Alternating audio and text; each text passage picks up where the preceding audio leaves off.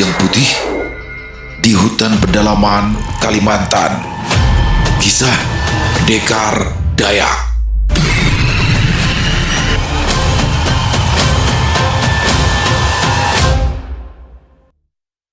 Assalamualaikum warahmatullahi wabarakatuh. Halo semuanya teman-teman, selamat malam. Selamat datang kembali di channel kesayangan kita, channel Ilo Bercerita, dan masih bersama saya Ilo. Dimanapun teman-teman berada, semoga teman-teman selalu dalam keadaan sehat walafiat tanpa kekurangan satu apapun dan dimurahkan rizkinya. Amin amin ya robbal alamin. Doa terbaik untuk teman-teman semua ya. Dan pada kesempatan yang baik ini, saya akan membawakan satu kisah luar biasa dari Ahmad bin Bella atau Bang Beben. Wow, penulis asal Sampit, Kalimantan Tengah ini yang kisahnya langsung jadi favorit ya. Kisah Pendekar Dayak. Waduh, sudah 2 episode dan ini adalah episode ketiganya teman-teman. Makin seru aja, makin menegangkan, makin mencekam. Pokoknya komplit. Kalau udah Bang Beben nulis cerita, udah komplit, semuanya dapet ya.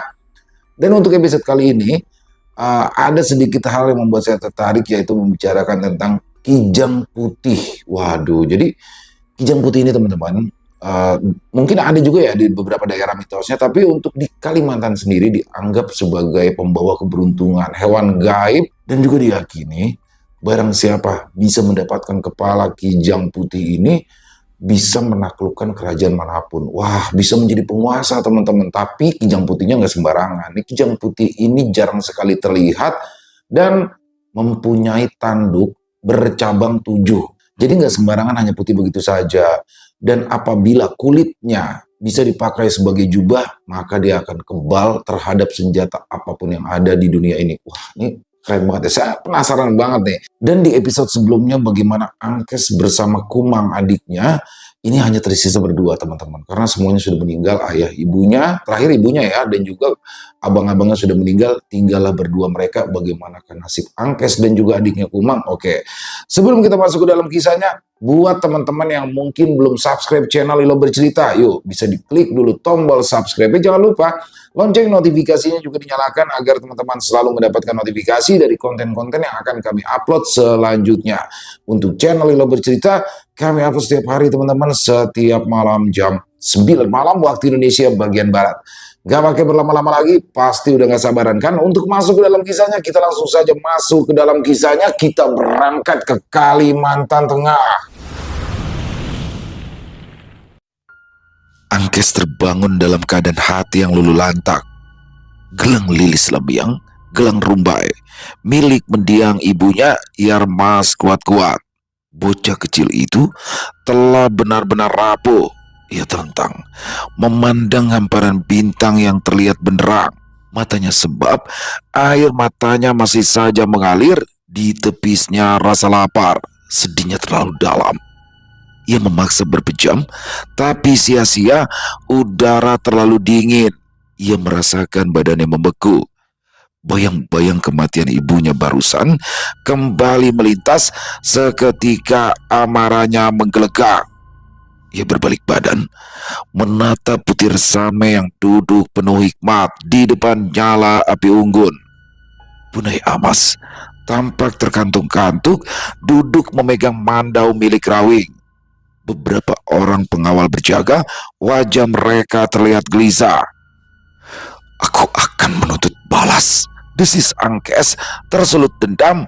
Bocah ingusan itu muncul keberaniannya, kekuatannya seketika pulih. Dia mencium kening adiknya yang terlelap, lalu bergerak mengendap dengan tangan terikat. Ia mengambil sebongkah batu besar, mengincar Putir Same. Bak serigala lapar, mata Angkes menyala-nyala penuh dendam. Secepat tikus ia melesat, menyembunyikan tubuh kecilnya di antara belukar. Sesekali ia merunduk, menghindari pandangan pengawal yang berjaga. Pada akhirnya, ia berjarak hanya 20 langkah dari si Manang Bengis. Namun, ia segera menemukan kebingungan. Jaraknya sudah tak bisa lebih dekat lagi. Salah langkah, para pengawal akan mengetahui keberadaannya. Angkes pusing bukan kepalang. Dipicu amarah tak terbendung, bocah itu bertindak nekat. Segera saja ia menyeruak. Angkes terenyak, tubuhnya terbanting ke tanah, seseorang membekap mulutnya. Dia berusaha berontak, tapi kalah tenaga. "Shh, belum saatnya nak. Jangan sia-siakan kematian ibumu. Simpan amarahmu untuk kemudian hari." Angkes melemah, rupanya salah seorang tawanan mencegahnya pada saat genting. Dia mengenal lelaki itu, seorang tawanan dari suku Dori. "Aku mengenal ayahmu. Aku menghadiri pernikahannya dengan ibumu," ujar lelaki itu meyakinkan dengan nada setengah berbisik. Angkes pun menurut. Sorot matanya yang penuh amarah kini meredup, namun hanya sekejap ia mendadak gemetar. Ujung mata tombak menempel di leher lelaki yang baru saja menyelamatkannya. Di belakang lelaki itu, seorang prajurit berwajah garang berdiri tegak dengan nafas memburu. "Hei, apa yang kalian lakukan di sini?" bentak si prajurit dengan tombak di tangan. "Sudah dibilang, jangan sekali-kali keluar dari dinding," sentaknya lagi dengan mata melotot. Anu tuan, kami hanya buang air kecil." Lelaki itu bersujud di tanah dengan suara bergetar. Ia menyikut pinggang Angkes, membuat bocah itu dengan lekas turut bersujud. "Hei, ada apa di sana?" Punai Amas berteriak di kejauhan. Hanya cecunguk yang buang air kecil, Panglima, bukan perkara besar." Selanjutnya, Angkes dan lelaki itu diperintahkan kembali ke kumpulan para tawanan. Mereka duduk di atas serumputan yang masih basah, menahan lapar yang melilit perut. Ubi mentah yang tadi dibagikan oleh para penakluk tentulah tak cukup untuk mengganjal perut. Namun, keadaan menyiksa itu harus ditahan-tahan saja. Setidaknya mereka masih berjawa. "Aku Ampong, orang Dori. Dari dahulu, orang Dori dan Pijau bersekutu," ujar lelaki tadi memecah kesunyian. Paman kenal keluargaku?" Ampong mengangguk. "Ya, dia pendekar hebat. Kami pernah bertarung bersama-sama sewaktu berburu kepala di Kahayan Hulu. Kepala itulah yang dijadikan mahar untuk melamar ibumu." Angkes terbengong, tidak memahami ucapan lelaki yang baru ia kenal. Yang ia tahu, ia menjadi yatim piatu dalam waktu singkat. Kedua abangnya pun telah binasa. Dia yang dahulu hidup damai penuh tawa, bermain di sungai dan hutan, kini menderita sebagai tawanan perang. Terusir dari rumah betang, terpisah dari kerabat dan saudara. Mengingat semua itu tanpa terasa, air mata bocah itu jatuh. Kenapa orang-orang harus saling bunuh? Kenapa harus saling memenggal kepala?" tanya Angkes lemah. Ampong menghela nafas panjang. Ia pun tak punya jawaban pasti atas pertanyaan dari Angkes. "Entahlah, jauh sebelum kakek buyutku lahir, keadaan begini sudah menjadi kebiasaan. Orang-orang saling berperang demi kehormatan, agar jiwa mereka bisa kembali dengan sempurna ke Lewun Tatau. Memang begitulah hukum yang berlaku di tanah kita. Hanya orang-orang kuat yang bisa bertahan. Tidak ada tempat bagi orang lemah." Nada bicara Ampong mulai berubah. Ia yang tadi tenang kini terdengar menyimpan amarah mendalam, getir dan putus asa. "Yang aku tahu, jika ada orang yang memenggal satu kepala dari kelompokku, maka aku harus mendapat balasan serupa. Satu kepala untuk satu kepala." Namun, lelaki itu tak mampu melanjutkan kalimatnya. Ia terdiam beberapa saat, matanya kosong, menyadari kehidupannya yang kini pahit. Ia kini telah kehilangan kehormatan. Gelombang serangan orang Sihau beberapa waktu yang lalu membuat sukunya takluk. Saat ini ia hanya bisa pasrah menjadi tawanan musuh. "Paman, apa yang dilakukan orang-orang itu?" Ampong terperanjat. Lamunannya segera buyar. Para prajurit bergerak tergesa membawa tombak dan talawang atau perisai. Suara langkah kaki mereka berderap, membangunkan para tawanan yang kebingungan. Sejurus kemudian, para prajurit itu mengelilingi para tawanan. Mereka membentuk formasi bertahan yang rapat. Talawang disusun berjejer, diselipkan tombak beracun. Para prajurit itu tampak waspada, seolah maut akan segera menerjang. Lindungi para tawanan. Pekik Punai Amas dengan mandau terunus. Dia berdiri di tengah lingkaran, di samping Putir Sameh yang menggenggam belati di kedua tangan. Para tawanan mendadak takjub. Belati itu mendadak terbakar dengan api menyala-nyala. Di kejauhan terdengar suara langkah-langkah kaki bergemuruh. Tanah mulai bergetar, menandakan ada ratusan atau bahkan ribuan orang mendekat. Melihat tingkah Punai Amas dan pasukannya yang cemas, para tawanan menyadari bahwa sebentar lagi akan ada pertempuran mengerikan. Orang-orang batu decak Ampong dengan wajah pucat. Malam itu, puncak bukit Batu Ayau mendadak riuh. Pekik kematian bergema seiring denting besi beradu besi terdengar nyaring. Pertahankan barisan, jangan keluar dari dinding, teriak Putir Sameh kencang. Angkes membuka mata. Sewaktu cahaya terik matahari menampar pipi mungilnya. Di ketinggian ini, matahari memang terbit lebih cepat daripada di bawah sana. Ia membangunkan adiknya yang berada di rangkulannya, lalu menyebak belukar yang menutupi tubuh mereka.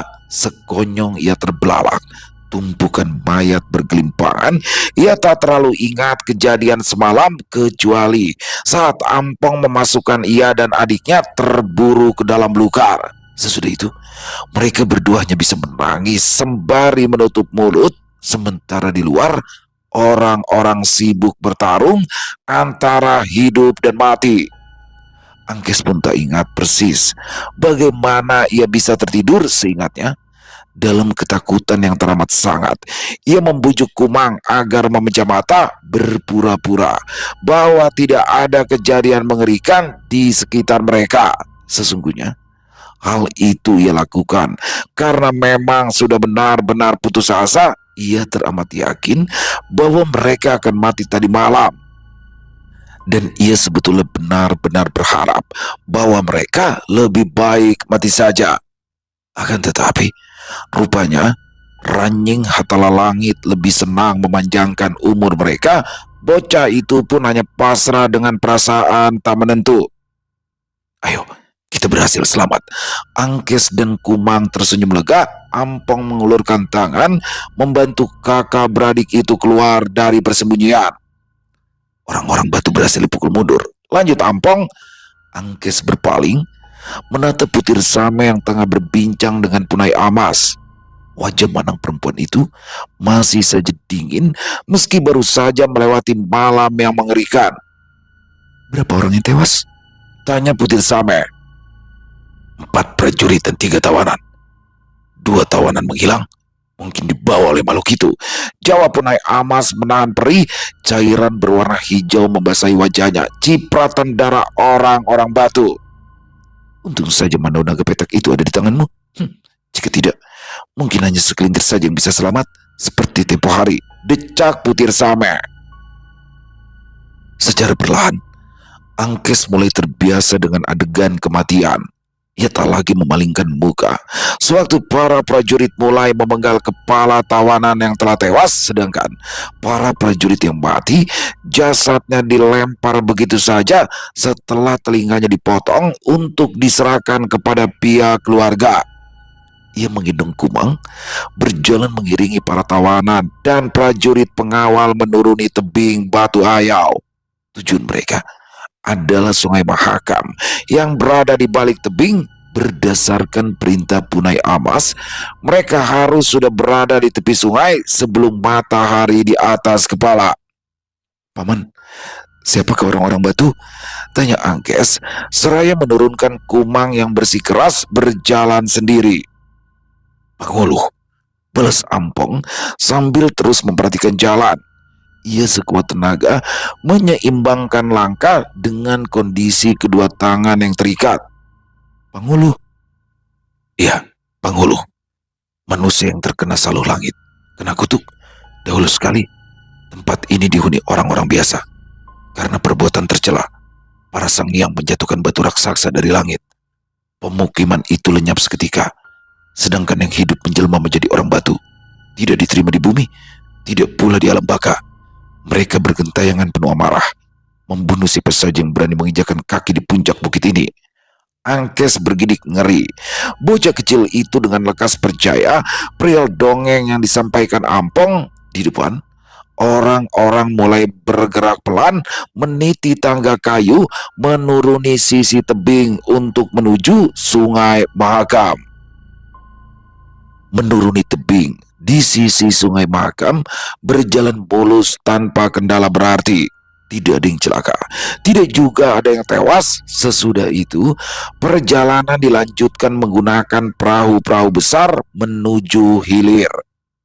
Sekira 10 hari perjalanan ditempuh, rombongan itu pada akhirnya tiba di Long Tiong, pusat pemukiman orang-orang Sirau.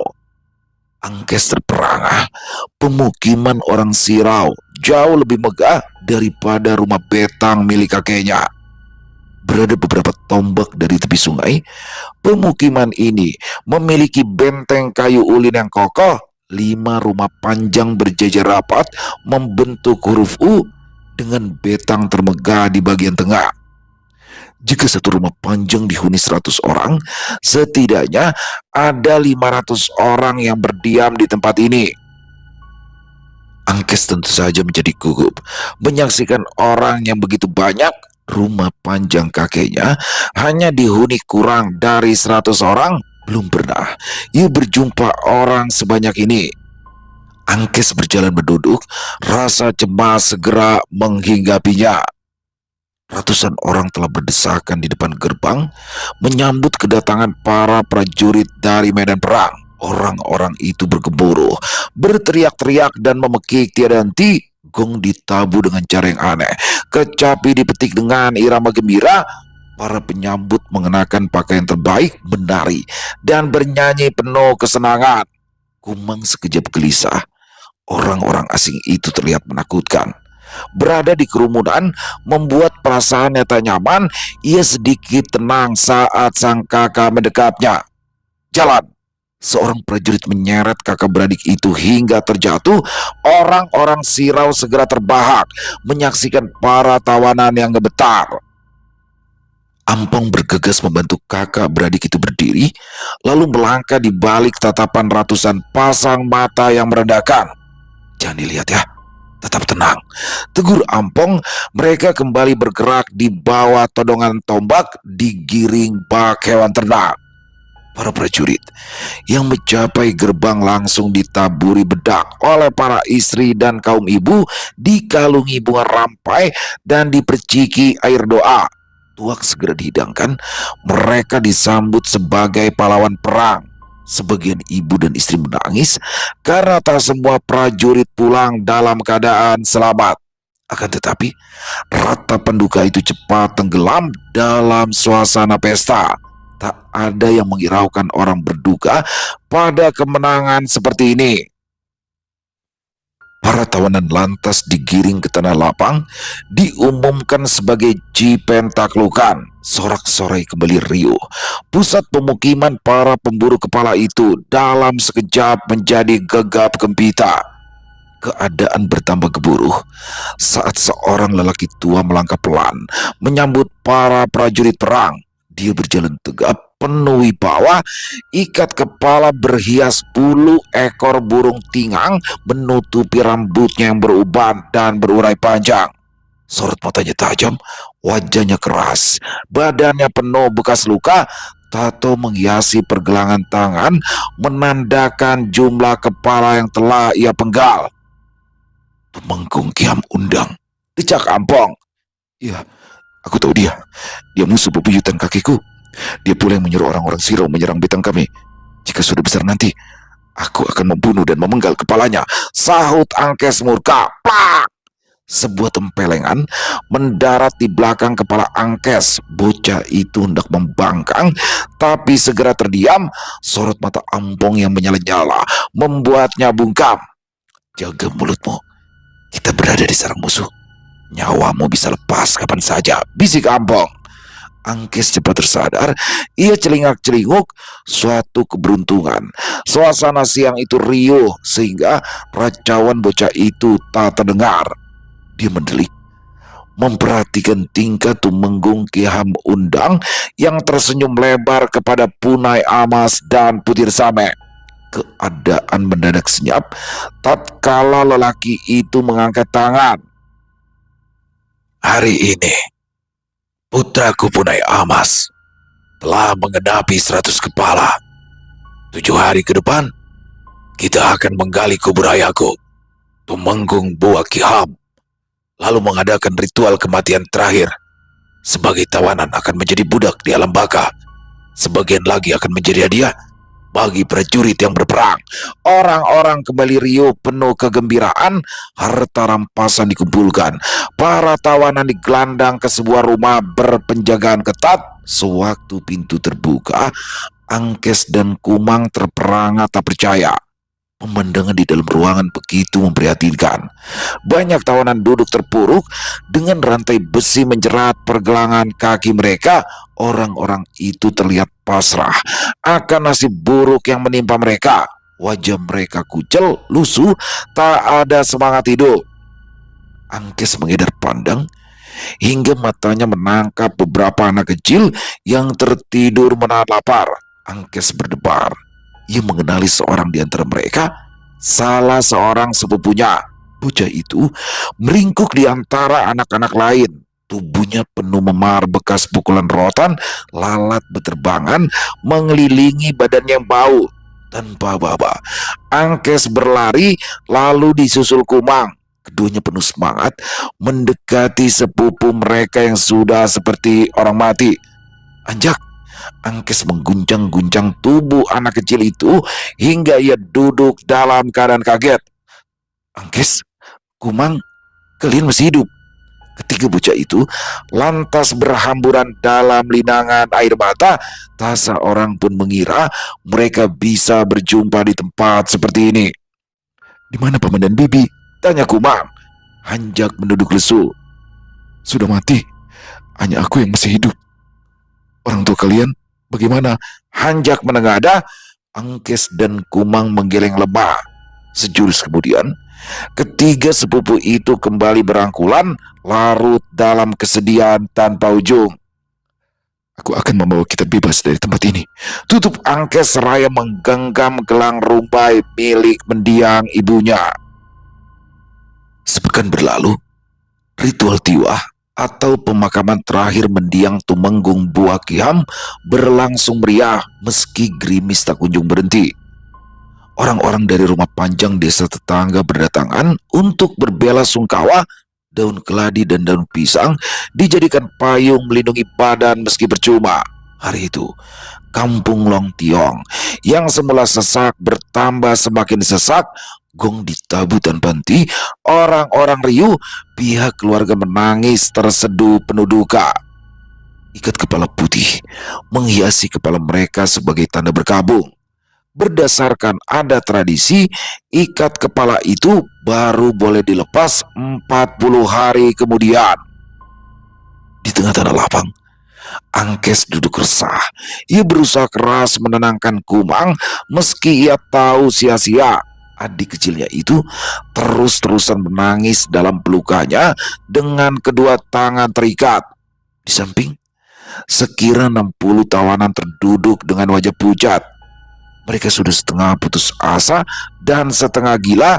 Separuh dari mereka akan segera ditumbalkan untuk dijadikan budak di alam baka. Orang-orang bergemuruh sewaktu 5 tawanan ditarik paksa. Mereka diseret ke tengah tanah lapang. Tangan yang terikat ditambatkan pada tiang pancang yang disebut sapundu. Punai Amas meraih sebuah tombak, memutar-mutarnya sejenak dengan gerakan indah, lalu menusuk dengan beringas. Sak! Seorang tawanan yang bernasib sial tak berhasil mengelak. Ia tersungkur dengan perut mengeluarkan darah. Matanya segera berair menahan perih. Kepayahan, ia bergerak sembari memegangi perut, tapi lagi-lagi tusukan tombak menyasar tanpa ampun. Kali ini, pahanya robek dengan luka menganga, darah mengucur membasahi tanah bercampur air hujan. Kekejaman Punai Amas disambut riuh para penonton. Mereka memberi semangat supaya Punai Amas lebih gila lagi. Sungguh ganjil. Para penonton itu begitu gembira melihat seorang manusia meronta-ronta hendak mempertahankan hidup seolah pertunjukan yang teramat menyenangkan. Terkapar di atas tanah, tawanan tadi merintih. Ia tak sanggup lagi mengelak. Pergelangan kakinya hampir putus, dengan daging menjuntai. Dia merayap, berteriak lemah. Hujaman demi hujaman tombak menikam punggung. Sorot matanya mengiba, memohon agar selekasnya dibunuh saja. Pada akhirnya dia mati. Dengan mata melotot, suasana kembali riuh. Tatkala Punai Amas menggorok leher tawanan itu hingga putus, lalu mengangkat kepalanya tinggi di udara, penonton berteriak mengelulukan pemimpin perang mereka. Angkes mendekat pojok kubang, menenggelamkan wajah adiknya ke dalam dada. Adik kecil menangis meraung-raung demi melihat kekejian manusia di depan mata. Bahkan tak seorang tawanan pun yang berani melihat kekejaman hari itu. Semua menunduk putus asa di bawah guyuran hujan yang kian deras. Punai Amas menyerahkan sebuah tombak pada seorang tamu kehormatan. Selanjutnya pembantaian kembali terjadi. Kali ini seorang gadis awal remaja yang menjadi korban. Sesudah itu, masing-masing laki dari pihak keluarga memegang tombak. Para tamu undangan juga turut ambil bagian. Pembunuhan demi pembunuhan terus berlangsung di bawah sorak-sorai penonton yang bergemuruh. Tanah liat yang berwarna kuning kini sepenuhnya berwarna merah bercampur dengan air hujan yang mengendang. Waktu terus berlalu. Hujan masih mengguyur. 27 mayat bergelimpangan tanpa kepala ditumpuk di pinggir lapangan. Angkes duduk di atas genangan darah, memeluk Kumang sekuatnya. Sang sepupu Hanjak ketakutan setengah mati. Ketiga saudara itu telah habis suaranya. Hanya ada air mata yang terus mengalir. Ampong, yang selama ini menjadi orang tua mereka, tak bisa berbuat banyak. Ia telah pasrah sepenuhnya jika ia menjadi giliran berikutnya. Kurang 3 jipen lagi. Kita bunuh 3 orang lagi untuk jadi pelayan mendiang kakekku di alam baka. Anak-anak, bawakan anak-anak kemari, seru Punai Amas. Angkes mendadak panik. 2 orang prajurit mendekat ke arah mereka. Dalam sekejap, Kumang terlepas dari pegangannya. Dibantu Ampong dan Hanjak, sekuat tenaga ia mempertahankan sang adik. Tendangan dan pukulan membuat ketiganya terpental. Angkes kembali bangkit, mengejar adiknya, tapi lagi-lagi ia hempas. Tendangan di dadanya membuatnya terkapar. Orang-orang kembali riuh. Perjuangan para tawanan mempertahankan hidup itu rupanya hiburan yang sangat membahagiakan. Semakin menderita para tahanan, semakin gembiralah mereka. Angkes, Ampong dan Hanjak tak berkutik. Gerombolan prajurit Sihau dengan mudah meringkus, lalu menggebuki tanpa ampun. Angkes menangis meraung-raung. Sewaktu Punai Amas mengambil ancang-ancang hendak menghujamkan tombak ke tubuh mungil Kumang yang menjerit, "Berhenti!" Terdengar suara perempuan menggelegar. Semuanya terdiam, gemuruh mendadak senyap, kecuali suara tetes hujan yang bersautan dengan tangis para tawanan. Putih Sameh melangkah tenang di bawah guyuran air hujan, mendekati Punai Amas yang tersinggung harga dirinya. "Hei penyihir, kau tak perlu ikut campur. Ritual ini urusan Basir, bukan manang sepertimu," sentak Punai Amas geram. "Ritual ini untuk mengirimkan budak bagi mendiang kakekmu di alam baka, bukan menuntaskan hasrat binatangmu, Punai. Seorang pemimpin besar harus tahu batasan. Jika kau habisi keturunan Demang Luwuk, maka para Samniang akan menyaluhmu, mengutukmu." Punai Amas kian tersinggung mendengar ceramah Putih Sameh yang begitu tajam. Panas betul hatinya. Ia hendak membantah, tapi tak berkutik kala ayahnya, Tumenggung Buah Kiam, angkat bicara. "Punai anakku, dengarkan kata-kata Sameh. Kau adalah calon penggantiku. Kau harus belajar menghormati lawanmu. Jadikan saja mereka jipenmu. Punai Amas bungkam. Kata-kata ayahnya sulit untuk dibantah. Ia lepaskan bocah malang itu, kemudian pergi begitu saja. Kumang berhamburan memeluk abang serta sepupunya, lantas tenggelam dalam tangisan yang menyayat hati. Ritual tiwa kembali dilanjutkan. Gemuruh penonton kembali riuh di atas tumpukan mayat. 3 tahun berlalu. Menjalani kehidupan sebagai jipen tentulah tak mudah. Harus bangun paling pagi sebelum majikan dan tidur paling larut saat yang lain terlelap. Para jipen harus sigap menjaga ternak babi, mencari kayu bakar, memanen padi, menggotong binatang buruan, dan lain sebagainya.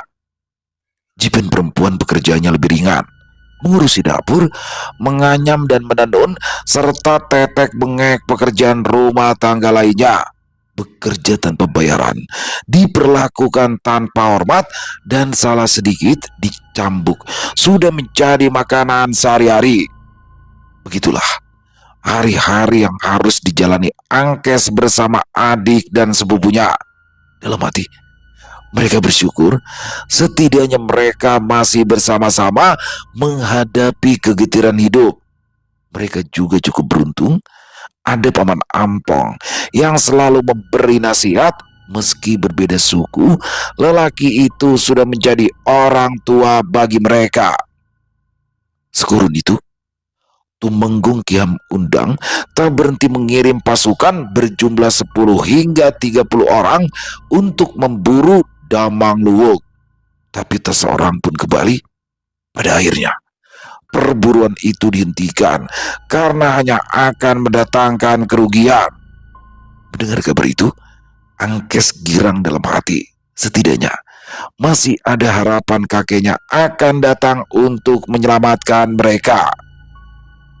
Di sisi lain, Punai Amas juga sibuk meredam pemberontakan para damang sesama orang-orang Sirau. Beberapa betang menolak tunduk pada Tumenggung Kiam Undang. Mereka lebih memilih untuk mengatur diri sendiri. Pemberontakan itu cepat reda, tapi apinya tak pernah benar-benar padam. Memang begitulah sifat orang-orang Dayak. Mereka menolak tunduk pada siapapun meski kepada suku sendiri. Maka dari itu, tidak ada raja di kalangan Dayak.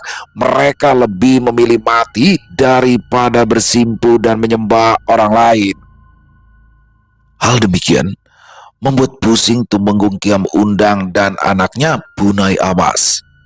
Peperangan demi peperangan seakan tak pernah berhenti.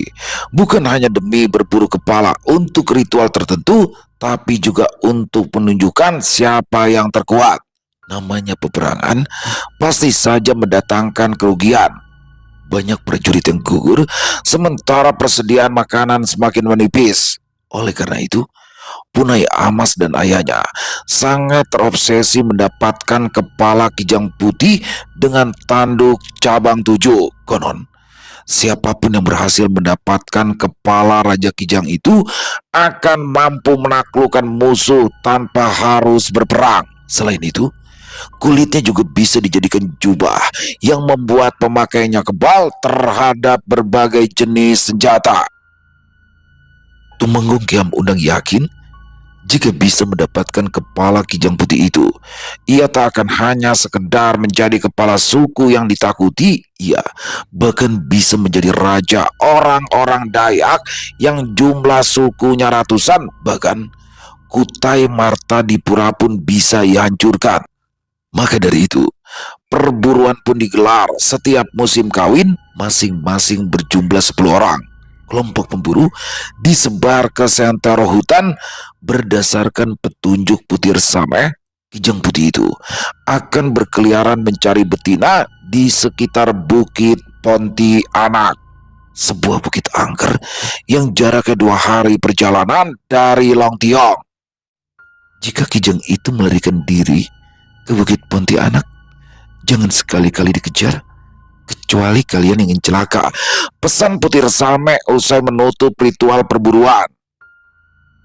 Berhari-hari, Angkes masuk hutan mengiringi rombongan Punai Amas bersama beberapa jipen lainnya. ia kebagian tugas memanggul tas rotan berisi bahan makanan dan peralatan berburu lainnya. Sedikit mengeluh, ia tak hanya mendapat pakaian tapi juga tempelengan. Maka dari itu, ia hanya memendam segala amarah, dan yang membuatnya kesal adalah Jelai Ekot, anak bungsu Punai Amas itu, seolah-olah sengaja mencari perkara dengannya. Mengingat posisinya yang rapuh, ia hanya bisa menahan segala marah. Pada akhirnya, perburuan itu sepertinya sebentar lagi membuahkan hasil. Jejak Kijang Putih semakin terlihat jelas. Benar saja, setelah berhari-hari mengintai, mereka mendapati Raja Kijang itu sedang minum di sebuah telaga. Bergerak mengendap, para pemburu mulai menyebar. Namun sial, seekor tawon mendadak menyerang. Angkes kelabakan, melompat ke sana kemari menghindari sengatan. Suaranya gaduh, ia menjerit-jerit, tas rotan yang ia gendong berhamburan di atas tanah. Mendengar ada kawanan pemburu, Kijang Langka itu melesat lalu menghilang di balik rimbun pepohonan. Murkala Punai Amas, sumpah serapanya beramburan. Tinju yang mendarat di perut membuat Angkes tersungkur dengan mata berair. Dasar sampah, budak tak berguna. Sudah berhari-hari kita ikuti jejaknya, dan kini dia kabur padahal sudah di depan mata.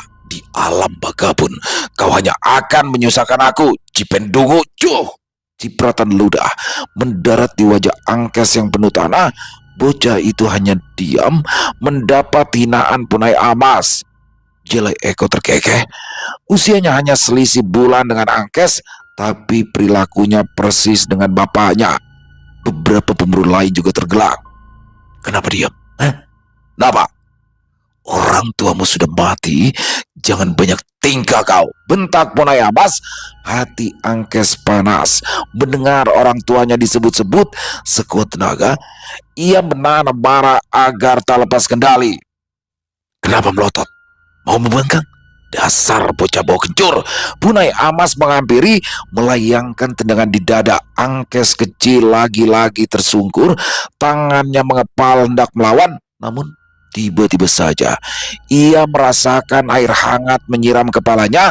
Angkes menengadah, lalu ia terkejut selekasnya. Ia mengelak dari kucuran. Tawa Jelai Ekot menggelegar sembari membenarkan kelamin mungilnya ke dalam cawat kain.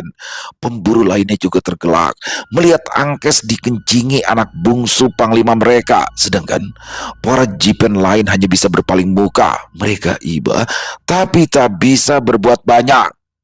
Mendapat perlakuan demikian, Angkes kian geram. Dadanya bertambah panas. Pikirnya, ia mungkin tak akan menang melawan Punai Amas. Namun menghadapi Jelai Ekot bukanlah perkara sulit. Bocah itu tak bisa menahan diri. Lagi-lagi tersulut amarah, diam-diam ia meraih sebongkah batu. Sewaktu Jelai Ekot lengah, dia melompat dengan beringas, menghantamkan batu ke wajah anak tuannya penuh amarah. Mati! Bekik Angkes kencang dengan mata melotot. Brak! Darah segar mengalir di atas rerumputan. Angkes terperangah.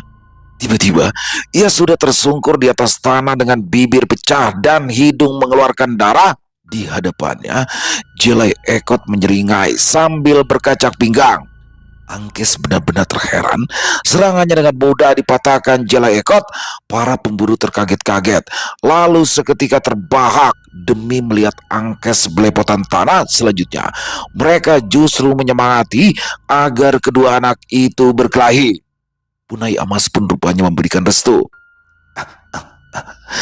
Jika kau bisa mengalahkan anakku dengan tangan kosong, kau merdeka hari ini, cetusnya dengan senyum tersungging.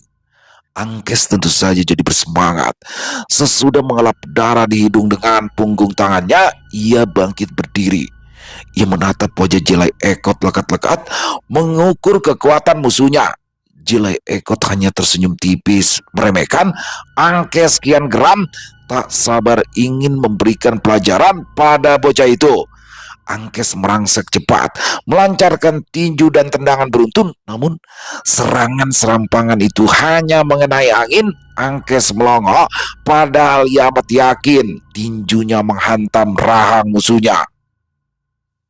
Belum sepenuhnya sadar atas apa yang terjadi, Angkes merasakan sakit di ulu hati. Sapuan di kaki membuatnya terempas. Dengan wajah menghadap tanah, terdengar bunyi berdebum amat keras. Jelai Eko tergelak, melompat-lompat kegirangan. Sementara Angkes semakin panas hatinya. Angkes kepayahan berdiri, lalu kembali menyerang. Ia tersungkur lagi, bangkit, lalu tersungkur lagi. Angkes mulai putus asa, tenaganya benar-benar terkuras, tubuhnya pun sudah babak belur. Gelak tawa mengejek kian riuh, diiringi lemparan batu dan ranting. Angkes yang merasa dipermalukan kembali berdiri, meski pijakannya sempoyongan. Tubuhnya telah basah bercucur keringat dan pandangannya mulai gelap. Namun ia menolak menyerah walau tak ada satupun serangan yang mengenai sasaran. Jelai Ekot rupanya telah bosan bermain-main. Ia mengeluarkan gerakan aneh seperti orang menari. Serangan kombinasi yang cepat membuat Angkes kebingungan menghindar. Diawali totokan di leher, disusul serangan dengkul di perut. Angkes terkapar di atas tanah. Angkes tergeletak di atas tanah dengan nafas tersengal. Ia terbatuk beberapa kali. Bocah itu tersadar Jelai Ekot bukanlah lawan yang bisa ia kalahkan. Dengan berat hati ia mengaku kalah.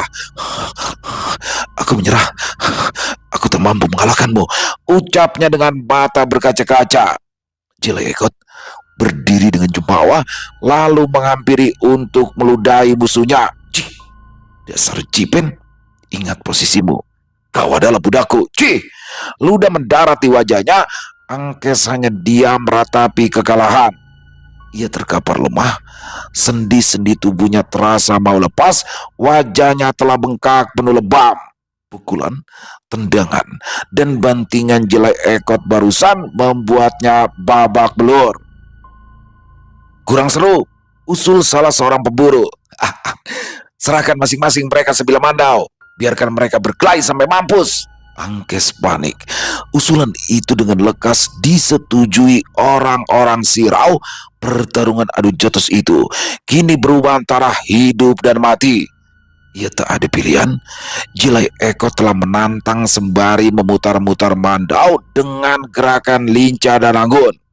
Setengah terpaksa, Angkes meraih mandau yang dilemparkan di hadapannya. Dengan tubuh lunglai dan pandangan berkunang-kunang, ia menggenggam mandau dengan tangan gemetar. Baik, aku tidak akan mati dengan sangat mudah," desis yang setengah putus asa. Hutan kembali riuh. Orang-orang Sirau bersemangat. Sementara para Jipen terlihat cemas. Semua orang tahu bagaimana hasil akhirnya. "Rupanya kau bosan hidup, Jipen. Kupastikan kau mati dengan cepat," sahut Jelai Ekot penuh keyakinan. Ia memasang kuda-kuda rendah, memposisikan mandau dalam jurus tikam yang mematikan di hadapannya. Angkes memegang mandau dengan gerakan kikuk dan pertahanan terbuka. Hanya dalam 2 langkah, Angkes akan bersimbah darah. "Berhenti!" sentak Punai Amas lantang. Ia mendekati Jelai Ekot, menepuk pundak anaknya. "Membunuh seseorang yang telah menyerah hanya akan membuatmu tercela, anakku. Pantang bagi seorang kesatria Dayak. Langit pun akan mengutukmu. Lagi pula, belum waktunya kau membasahi tanganmu dengan darah." Jelai Ekot jelas saja merengek, tapi sorot tajam mata ayahnya membuatnya tertunduk. Orang-orang Sirau kecewa, sedangkan Jipen lainnya menarik nafas lega. "Perburuan kali ini dihentikan. Kijang putih itu tak akan terlihat sampai musim kawin berikutnya. Kumpulkan barang-barang, kita pulang." Punai Amas memberikan perintah. Malam yang berkabut menyelimuti rumah-rumah panjang di kampung Long Tiong. Suara serangga dan hewan malam tak berhenti bersaut-sautan dari hutan. Saat-saat seperti ini, baik Tuan maupun Jipen sudah terlelap setelah seharian bekerja di ladang, menempa besi, mengurus ternak, dan sebagainya.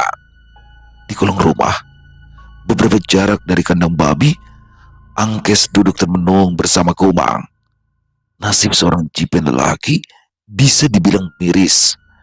Mereka hanya diberikan sepetak kamar sempit beralas jerami di kolong rumah panjang. Tidur berdesak-desakan dengan para Jipen lainnya, sedangkan Jipen perempuan nasibnya lebih baik. Mereka diberikan kamar di dalam rumah panjang. Tentu saja tidur bersama Jipen perempuan lainnya. Jika menikah dengan sesama Jipen, maka mereka akan diberikan sebuah rumah yang letaknya tak jauh dari rumah panjang. Anak keturunannya tentu saja akan menjadi Jipen juga. Namun, bukan nasib yang menyedihkan itu yang menjadi pikiran Angkes. Kekalahan telak di tangan Jelai Ekot membuatnya sulit tidur. Belum lagi bibirnya yang jontor dan matanya yang bengkak sebelah. Di samping, Kumang dengan hati-hati mengoleskan kain yang ditetesi minyak burung bubut ke wajahnya. Angkes meringis, tapi tak berani berteriak. Ceritanya hanya akan membuat murka Punai Amas yang berada di atas rumah. Kenapa kau berkelahi, Bang? Kau tahu orang-orang itu terlalu kuat. Untung saja kau tidak dipenggal. Kalau kau mati, aku akan sendiri di tempat asing ini. Apa kau lupa pesan dari Umay? Tutur Kumang dengan nada bersedih. Kumang, kemarin aku memang berbuat bodoh. Tapi aku janji, aku akan membebaskan kita dari tempat ini. Aku juga akan membalaskan kematian ayah dan ibu, serta engkau dan juga Angken. Shh, Bang, jaga bicaramu. Kumang terlihat cemas. Kau bisa dianggap hendak memberontak. Kau tahu, pemberontak akan dipenggal kepalanya. Angkes hanya terdiam dengan tatapan nanar, pikirannya buntu. Jika mengalahkan Jelai Ekot saja ia tak mampu, bagaimana ia akan membebaskan mereka dari perbudakan? Bang, aku harus segera ke atas. Terlalu lama di sini akan membuat tuanku marah. Sisanya kau oleskan sendiri ya. Angkes tersenyum, mengecup kening adiknya itu. Sesaat berlalu, ia duduk seorang diri dalam kesunyian. Gelang rumbai dari mendiang ibunya ia genggam erat. Ia menepis air mata di sudut matanya yang sipit. Aku akan membawa adik pergi dari tempat terkutuk ini. Dia membatin. Selesai. Wow, luar biasa kisah dari Bang Beben. Waduh nih, asli deh dapet banget ya. Tuh kayak kebayang tuh gimana jadi Angkes ya kan, masih kecil, bawa adiknya juga yang masih kecil juga. Ini berarti total udah berapa kali nih Angkes lolos dari kematian ya kan? Dia udah gemes banget nih mau ngehajar si Putir Sameh ya kan, yang udah membunuh ibunya. Dan juga pada saat dia duel tuh, waduh nih seru tuh pas duel ya, duel dengan Jelai Ekot, anak dari Punai Amas, yang mana di sini udah nggak peduli deh, mau kalah mau menang yang penting duel dulu.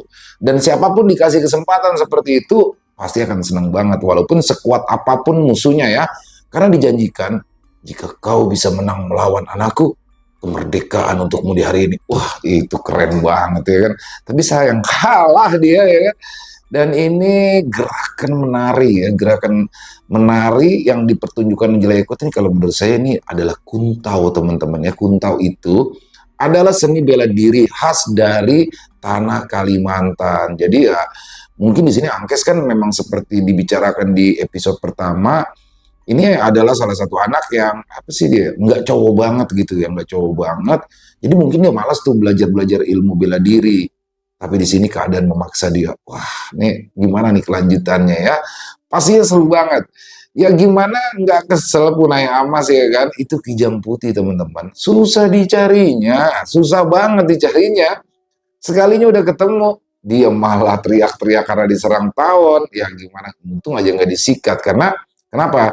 Punai Amas nggak boleh tuh menghabisi keturunan dari Damang Luwuk karena akan mendapatkan kutukan nantinya. Makanya ketika si Jelai Ekot mau diadu tuh sama Angkes, dengan Mandau, nggak boleh. Karena ini dia tinggal tersisa 2 tuh, si Kumang dan juga Angkes, keturunan dari Damang Luwuk. Jadi ini dia takut karena diingatkan oleh Putir Sameh. Luar biasa, keren, keren pakai banget kisahnya. Jadi juga teman-teman tadi sempat ya ada kata-kata Pontianak. Waduh, ini jelas Pontianak, udah jelas banget ya kan Pontianak. Jadi memang dulunya itu terpisah tuh Pontianak. Wah, ini mungkin nanti akan ada lagi ya penjelasan di episode-episode selanjutnya yang jelas dalam kisah Bang Beben kali ini banyak banget literasi tentang tanah Kalimantan, tentang suku Dayak, budaya-budayanya. Keren, keren banget sih. Jadi kayak berasa kembali ke zaman itu tuh ya. Tapi yang nggak enak sih pastinya nggak ada internet ya kan. Ya alhamdulillah kita semua bersyukur ya bisa hidup di zaman yang sudah serba mudah ini. Bang Beben keren, pakai banget, luar biasa. Ditunggu lagi untuk episode selanjutnya. Semoga teman-teman semua terhibur ya dengan kisah barusan. Dan silakan buat yang suka dengan videonya bisa diklik tombol like-nya, tombol jempol, tombol hype-nya juga bisa diklik. Dan jangan lupa dong di-share ya link videonya ini ke teman-teman yang lain agar juga ikut merasa terhibur. Buat yang punya komentar lain, buat yang punya pendapat lain bisa menuliskan di dalam kolom komentar ataupun hanya sekedar saling menyapa. Insya Allah kami akan menjawabnya satu persatu. Di akhir kata, saya Ilo mengucapkan permohonan maaf apabila mungkin dalam pembawaan kisahnya barusan ada kata-kata saya yang salah ataupun ada kata-kata saya mungkin yang kurang berkenan. Saya mohon dibukakan pintu maaf yang seluas-luasnya. Sampai berjumpa lagi di konten-konten kami selanjutnya yang pasti tidak kalah serunya, yang pasti tidak kalah horornya. Masih bersama saya Ilo di channel Ilo Bercerita. Salam sehat sukses selalu untuk kita semua. Wassalamualaikum warahmatullahi wabarakatuh.